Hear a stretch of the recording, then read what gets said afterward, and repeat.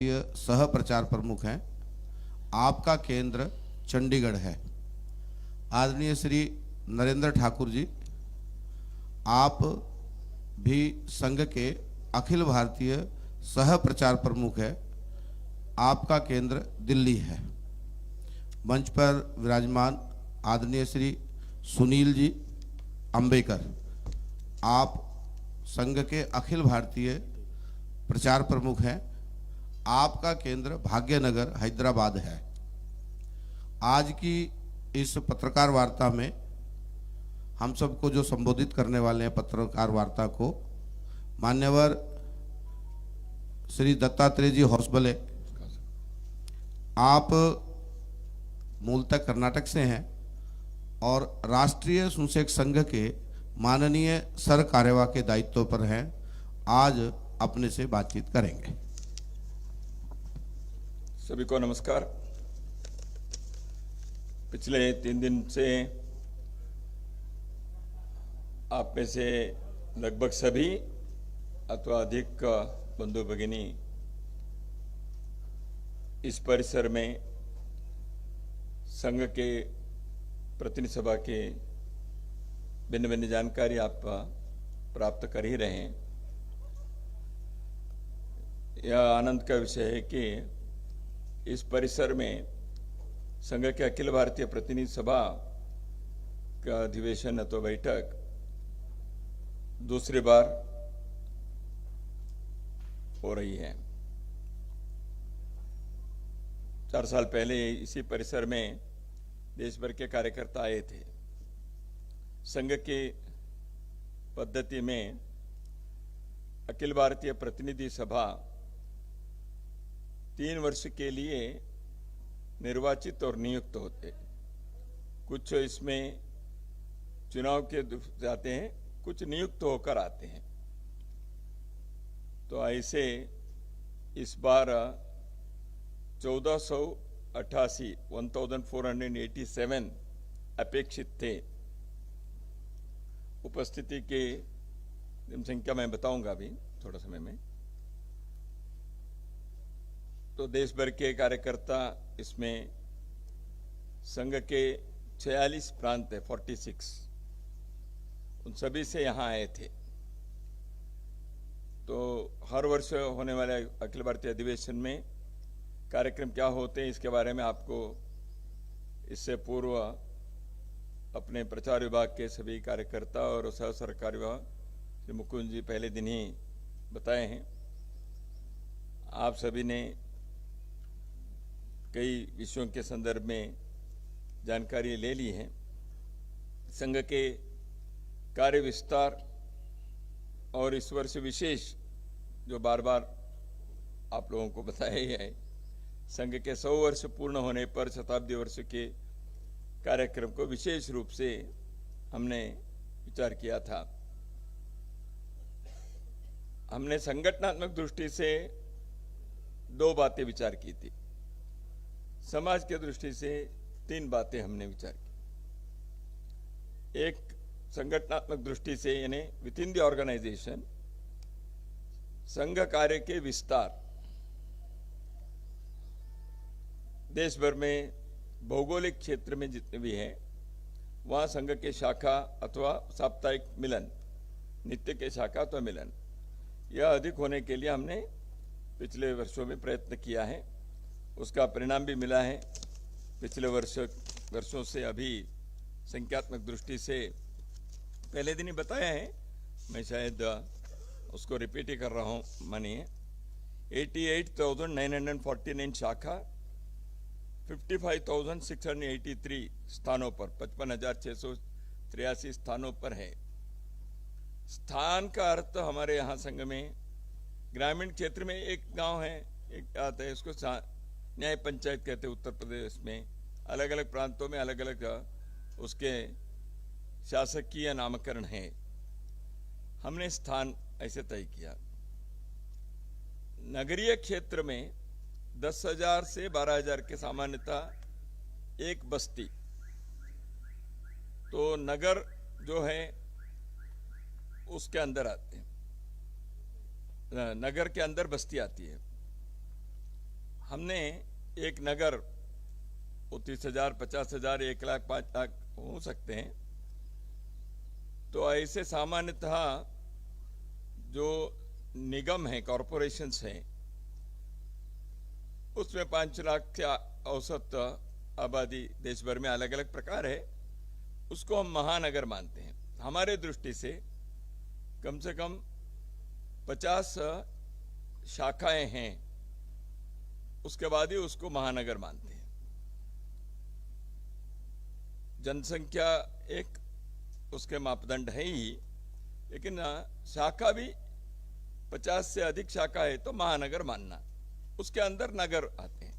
मैं थोड़ा सा इसलिए बता रहा हूं, संघ की शब्दावली की दृष्टि से कई बार अभी स्थान है, ग्रामीण क्षेत्र के एक स्थान, अभी हमने 55 स्थान बताया। नगरीय क्षेत्र में एक नगर, जो महानगर है उसमें 5 नगर 8 नगर होंगे, उसको एक स्थान मान रहे हैं। तो ऐसे अपनी शाखाओं के कार्य विस्तार जो हुआ है, तो पिछले वर्ष में जो 5 विषय हमने किया, इस विस्तार के वो विस्तार अभी इस प्रकार हुआ है। इसमें अंडमान निकोबार में, अंडमान जो हिस्सा है, निकोबार में प्रवेश करने के लिए सरकार के कुछ प्रतिबंध सबके लिए है, तो इसलिए वो छोड़कर अंडमान जो हिस्सा है उसमें शाखा है।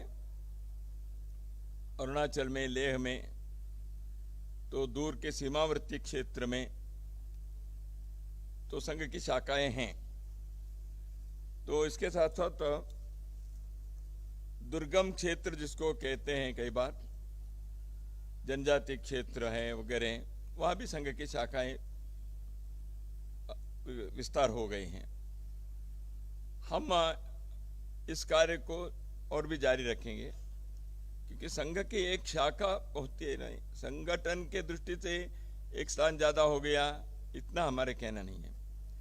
संघ की एक शाखा कहीं है, वहां स्वयंसेवक जो भी आते हैं, 50 आएंगे, 25 आएंगे, 100 आएंगे, एक स्थान पर भी, उससे भी अधिक आएंगे।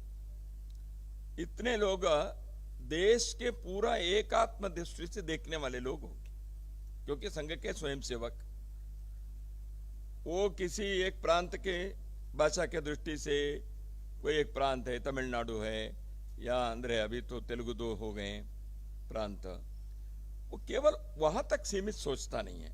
संघ के एक स्वयंसेवक जहां एक शाखा लगाते हैं, पूरे हिंदुस्तान के समग्रता से सोचता है। दूसरी बात, वो केवल अपने जाति बिरादरी के नहीं सोचते हैं, सारे समाज के बारे में उनकी दृष्टि बनती है। तीसरी बात, मुझे समाज के लिए कुछ करना चाहिए, देश हमें देता है सब कुछ, हम भी तो कुछ देना सीखे, ये सीखने वाले बनते हैं। इसलिए संघ के शाखा रहने ने हमारे विचार से, वो आरएसएस के एक इकाई हो गई, नंबर बढ़ गया, ये हमारी शक्ति के दृष्टि से हम नहीं कह रहे, देश के दृष्टि से ऐसे होते हैं। इसलिए हम संघ के शाखा के विस्तार को, देश के बारे में सोचने वाले व्यक्ति हर एक गांव में, हर एक बस्ती में व्यक्ति समूह तैयार हो, ये संघ का कार्य पिछले 100 वर्ष से। लेकिन कार्य के केवल विस्तार नहीं, गुणवत्ता भी होनी चाहिए, कार्यकर्ताओं की गुणवत्ता, जो मैंने बताया, दृष्टि विकसित होनी चाहिए, 4 लोगों को जोड़ना है, सक्रियता होनी चाहिए। इसलिए क्वालिटेटिव इंप्रूवमेंट, ये दूसरे काम हमने सोचा, उसमें कई बातें हैं, मैं विस्तार से नहीं जाऊंगा। संगठन दृष्टि, समाज के दृष्टि से आपने कई बार सुना है, समाज परिवर्तन के 5 मुद्दे हमने पिछले वर्षों में जो लिया है, पंच परिवर्तन के, सामाजिक समरसता, परिवार प्रबोधन, पर्यावरण, देश के स्वदेशी जीवन शैली और नागरिक कर्तव्य से नागरिक बोध, ये एक विषय समाज परिवर्तन के दृष्टि से। दूसरा विषय, भारत के संदर्भ में, भारत के इतिहास, संस्कृति, जनजीवन, भारत के जितने भी ज्ञान परंपरा, इसके बारे में सही विमर्श, राइट एंड प्रॉपर नैरेटिव, यह देश में और दुनिया में होने चाहिए। इस दृष्टि से देश के सोच में, वो विश्वविद्यालय के परिसर में हो सकता है, पाठ्य पुस्तकों में हो सकता है, या समाज में अपने विचार को रखने वाले लेखक, साहित्यक, पत्र, मीडिया, सब में भारत के संदर्भ में सही विचार आने चाहिए। अपने देश में अंग्रेजों के राज चलने के कारण और बाद में भी कुछ समय एक मानसिकता में कॉलोनाइज्ड माइंड हो गया। हमने सोचकर उसको अपनाया ऐसे नहीं है, एक राज चला इसलिए ऐसे हुआ। तो इसलिए उस औपनिवेशिक का मानसिकता को दूर करना, डीकॉलोनाइजेशन ऑफ माइंड, वो सोच में विचार में सब आया। भारतीयता क्या है, तो हिंदुत्व क्या है, ये केवल एक फिलोसॉफिकल आध्यात्मिक नहीं, जीवन शैली है। उस सब में हम सभी शिकार है, देश के लोग, लेकिन हम सभी इसमें जागरूक भी हो रहे हैं। वो विवेकानंद जी के जमाने से हुआ, महर्षि दयानंद सरस्वती से हुआ, कई लोगों ने प्रयत्न भी किया है, इसे हम उन सबका हम स्मरण भी करते हैं। भारत के विमर्श वह एक सकारात्मक विश्व के लिए आवश्यक ऐसे सोच हमारा है। उदाहरण के लिए G20 में भारत ने ये कहा, एक पृथ्वी, एक परिवार, एक भविष्य, भारत के एक नैरेटिव है। ऐसे चीजों को अलग अलग से विस्तार से कर सकते हैं। तीसरी बात, समाज की दृष्टि से समाज में सज्जन शक्ति है। राष्ट्रीय स्वयंसेवक संघ के कार्यकर्ता ही देशभक्त है, ऐसे हमारा कोई कहना नहीं है। देश में, समाज में, देश समाज के लिए कार्य करने वाले अपने समय, अपने धन, अपने बुद्धि, प्रतिभा, इसके लिए व्यय करने वाले, मिलकर करने वाले बहुत संस्थाएं, बहुत सारे सज्जन देश भर में हैं। ऐसे सज्जन पुरुष, महिलाएं, इन सब के आपस में सहयोग हो तो सकारात्मक विमर्श करने में, पंच परिवर्तन लाने में, देश की दृष्टि से यह सज्जन शक्ति एक होना चाहिए। अंग्रेजी में कहना है तो the power of the good, power of the good, यह अपने पावर को दिखाना चाहिए, यानी अपने प्रभाव को, नहीं तो पावर ऑफ द बैड समाज में करता है। इस दृष्टि से सज्जन शक्ति को करना चाहिए। ये तीन समाज के दृष्टि से हमने विचार किया, उसमें पंच परिवर्तन कभी हुआ। तो इसी दृष्टि से पिछले एक साल में बहुत सारे कार्यक्रम जो हुए हैं, प्रबुद्ध नागरिक गोष्ठी हुई, हिंदू सम्मेलन या धर्म सम्मेलन, स्वधर्म सम्मेलन, अलग अलग नाम से लोगों ने किया है। कुल मिलाकर ग्रामीण क्षेत्र में भी और नगरीय क्षेत्र में भी सामान्य लोग इस दृष्टि से एकत्र आए और विचार करें। वहाँ पूज्य संतों ने, समाज के विभिन्न प्रकार के विभिन्न स्तरों के संतों ने भी उसमें अपने मार्गदर्शन दिए हैं। समाज के प्रमुख पुरुष, प्रमुख बहनें, महिलाएं, ये सभी लोगों ने उस प्रकार के कार्यक्रम किए हैं। ऐसे प्रमुख नागरिक गोष्ठी में भी हमने इस विषय को रखा जो मैंने बताया, विमर्श को बदलना, सज्जन शक्ति के समन्वय होना, पंच परिवर्तन। गृह संपर्क किया, उसके बारे में भी आपको संख्यात्मक जानकारी दी है पहले दिन। इसमें आया है, आप इतने घरों में गए हैं। तो ऐसे देश भर में, मैं इस पर संख्यात्मक पुनः करने की जरूरत नहीं है।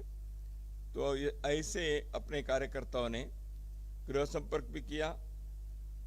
समाज के सम्मेलन, सकल हिंदू समाज, स्वधर्म सम्मेलन, धर्म सम्मेलन, अलग अलग नाम से हुए, लेकिन सामान्य लोग उसमें आए। प्रमुख नागरिक गोष्ठी में थोड़ा प्रबुद्ध जन आए, जिला स्तर पर हुए। महानगरों में पूजनीय सरसंघ चालक जी, बहुत सारे में गए। बाकी संघ के अखिल भारतीय पदाधिकारी लोगों ने भी इस प्रकार के प्रमुख जनगोष्ठी एड्रेस किए हैं और बाकी लोगों ने भी किया है। जैसे मैंने कहा, संतों ने, मातृशक्ति भी इसमें अपने सहयोग दिया। तो इस प्रकार शताब्दी वर्ष के कार्यक्रम में किया। युवाओं के कार्यक्रम कुछ प्रांतों में भी हो रहे हैं। शताब्दी वर्ष अगले विजयदशमी तक है, इसलिए युवाओं के लिए विशेष रूप से कार्यक्रम अभी प्रांतों ने विचार किया है। संवाद के, युवा प्रतिभा के सामने लाने के, तरह तरह के प्रतियोगिता के, पंच परिवर्तन के विषय में एक दो विषय लेकर प्रयोग करके अपने जीवन में लाने के, ऐसे युवाओं के बीच में तरह तरह के संघ के स्वयंसेवकों के युवाओं के एकत्रीकरण, लार्ज गैदरिंग्स ऐसे करने का विचार भी युवा कार्यक्रम में है। तो इतने जो कार्यक्रम हुए हैं, मैं एक तो आपसे इस दृष्टि से शेयर करना चाहता हूँ। अंडमान मैंने उल्लेख किया, पोर्ट ब्लेयर एक मुख्य द्वीप है, लेकिन अंडमान से जुड़े हुए छोटे छोटे टापू आइलैंड्स, ऐसे 9 आइलैंड से सरसंघचार्य जी के हिंदू सम्मेलन कार्यक्रम जो हुआ पोर्ट ब्लेयर में, ऐसे 13 स्थानों से आए थे, 9 स्थानों से, 9 द्वीपों से 13,000 लोग उसमें पोर्ट ब्लेयर में उस कार्यक्रम में रहे, पोर्ट ब्लेयर शहर के भी और इन आइलैंड्स के भी। तो वहां तक इस विषय को ले जाना इस वर्ष हमने कर पाए हैं। अरुणाचल प्रदेश में पिछले दिनों में जो स्वधर्म सम्मेलन वहां हुए, वहां उन्होंने 37,000 अभी तक हुए 21 सम्मेलनों में हुए। आने वाले दिनों में और 15-20 सम्मेलन होने वाले हैं। मैंने इसलिए कहा अरुणाचल प्रदेश में आना जाना आसान नहीं होता, दूर दूर जनजाति क्षेत्र में, ट्राइबल एरिया में, और दूसरा है वहाँ के जनसंख्या लगभग 15 लाख है अरुणाचल प्रदेश की। तो इसलिए अपने कार्यकर्ता समाज से मिलने का इतने प्रयत्न पिछले वर्षों में जो किया, समाज के जो सहयोग मिला, इन सब से हुआ है। तो इसलिए शताब्दी वर्ष के कार्यक्रम के एक समीक्षा भी हमने किए हैं। अभी भी वर्ष बाकी है, पूरी समीक्षा अभी नहीं हो सकती, जैसे मैंने कहा कुछ कार्यक्रम अभी भी बाकी है। प्रमुख नागरिक गोष्ठी सब जगह पर पूरा नहीं हुआ है, वर्ष में अलग अलग समयों में कर रहे हैं। वर्षा के कारण, स्थानीय निर्वाचन चुनाव के कारण कई लोग इन कार्यक्रमों के उस समय कर नहीं पाए, अभी करेंगे। तो पिछले दिनों में हमने जो 3-4 कार्यक्रम के संदर्भ में किया था, मुख्य रूप से एक मैं आपसे शेयर करना चाहता हूँ। नवम गुरु श्री गुरु तेग बहादुर जी के शहीदी पर्व 350 जो हुए, वह कार्यक्रम विशेष रूप से देश भर में हुए हैं। वंदे मातरम के गीत के 150 ईयर्स जो हुए, उसके कार्यक्रम भी देश भर में हुए। बहुत सारे कार्यक्रम सभी राष्ट्रीय स्वयंसेवक संघ के नाम से नहीं होंगे, संघ के स्वयंसेवकों के प्रयत्न से हुए। कई स्थानीय संस्था हैं, वो सब मिलकर के, जैसे मैंने कहा सज्जन शक्ति, कई जगह पर अलग अलग संस्थाओं में, लेकिन इसके पीछे पहल करने का, प्रयत्न करने का, आयोजन करने का कार्य संघ के कार्यकर्ताओं ने किया। 2134 गुरु तेग बहादुर जी के कार्यक्रम हुए 18 प्रांत में। हमारे 46 प्रांत हैं, अभी कार्यक्रम पूरा नहीं हुए शताब्दी वर्ष में, और इसमें लगभग 7 लाख लोग रहे। विशेष रूप से अपने सिख समाज के बंधु और संतों को इस कार्यक्रम में संपर्क भी किए थे। नवम गुरु सबके लिए हैं, समस्त भारतवर्ष के लिए नवम गुरु हैं, दुनिया के लिए हैं। लेकिन विशेष रूप से गुरुद्वारे, सिख समाज के संत या गुरु, स्थानीय प्रमुख लोग, ऐसे लोगों का भी बड़ी संख्या में अपने लोगों ने संपर्क किया। एक कार्यक्रम संपन्न हुए, और एक कार्यक्रम अभी आने वाले कार्यक्रम की दृष्टि से हमने एक दिशा दिए हैं, वो है संत शिरोमणि रैदास जी के 650वें वर्ष के संदर्भ में आप लोगों को उसके जो वक्तव्य जारी किए उसको दिए हैं। तो गुरु के स्मरण करना, संतों के प्रति श्रद्धा करना, अपने लिए एक श्रद्धा का इतना ही नहीं, इन सभी महानुभावों ने, विभूतियों ने जो समाज के परिवर्तन के, एक समाज की दिशा देना, राष्ट्र को एक बना के रखने के लिए उन्होंने जो धर्म की दृष्टि से, समाज की दृष्टि से उनके जीवन के जो सीख है, वो जन जन तक पहुंचे। और आज भी ये सभी रेलेवेंट है, प्रासंगिक है, केवल चित्र में रखने वाले, इतिहास में पढ़ने वाले ऐसे महानुभाव नहीं हैं। हमारे जीवन में उनके उदाहरण लेकर अपने जीवन को बनाना चाहिए। यह संदेश देने के लिए ये सब प्रयत्न हमने किए। आने वाले दिनों के कुछ योजना भी यहाँ बनाई हमने। संघ शिक्षा वर्ग ट्रेनिंग कैंप्स, जिसको हम संघ प्रशिक्षण वर्ग जो होते हैं उसका करने वाले हैं।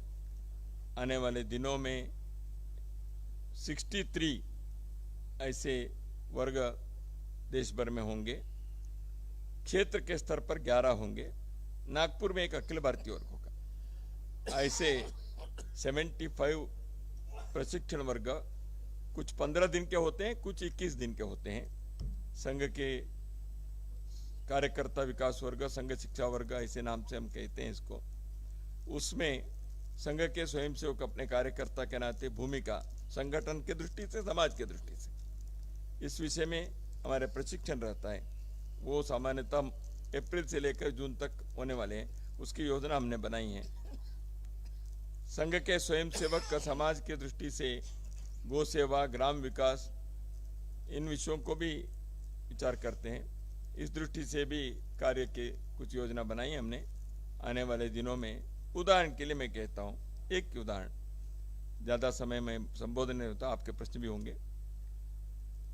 गौ सेवा के इसमें गौ की रक्षा होनी चाहिए, अरे ठीक है, लेकिन नगरीय क्षेत्र के लोग कहते हैं गौ सेवा के दृष्टि से हम क्या कर सकते हैं? हम तो गौशाला में जा सकते हैं, गाय के दूध तो घर में आता है। हम गौ सेवा हम कैसे, हम तो शहरी क्षेत्र में कैसे करें? इसलिए हमने एक विचार किया, जिनके घर पे छत है, आप वहां छत के ऊपर एक छोटा सा सब्जी गार्डन बना सकते हो।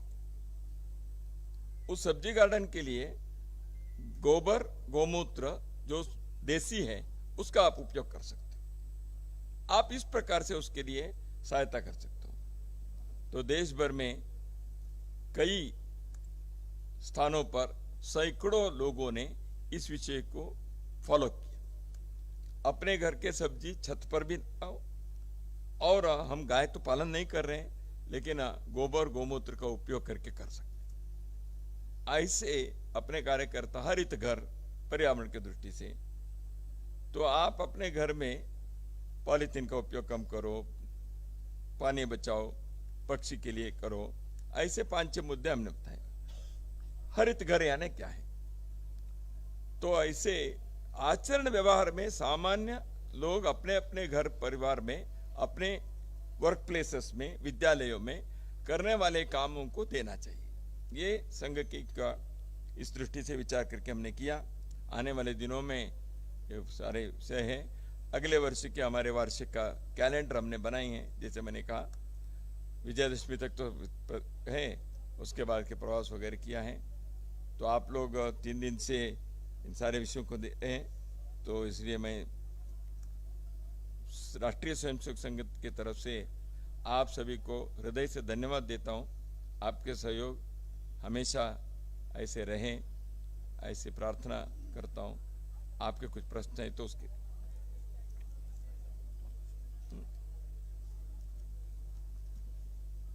भाई साहब मेरा एक सवाल है। माइक ऑन कर लें। हेलो, हाँ भाई साहब, मेरा एक सवाल है। क्या जो 3 दिवसीय बैठक हुई है उसमें क्या स्ट्रक्चर क्या नहीं, आवाज नहीं आई। हाँ किसके से? भाई साहब, जो 3 दिवसीय बैठक हुई, क्या उसमें स्ट्रक्चरल चेंज पर भी विचार हुआ है? काफी ये चर्चा चल रही थी कि सांगठनिक बदलाव होगा कुछ। कौन सा स्ट्रक्चर? संगठन में कोई बदलाव होगा या स्ट्रक्चर कोई चेंज होगा कोई? नहीं, कुछ लोगों का दायित्व अगर बदल करते हैं, वो दोपहर को घोषणा करेंगे। यानी दायित्व किसी को परिवर्तन नहीं, अभी नहीं करूंगा। और कौन सा स्ट्रक्चर?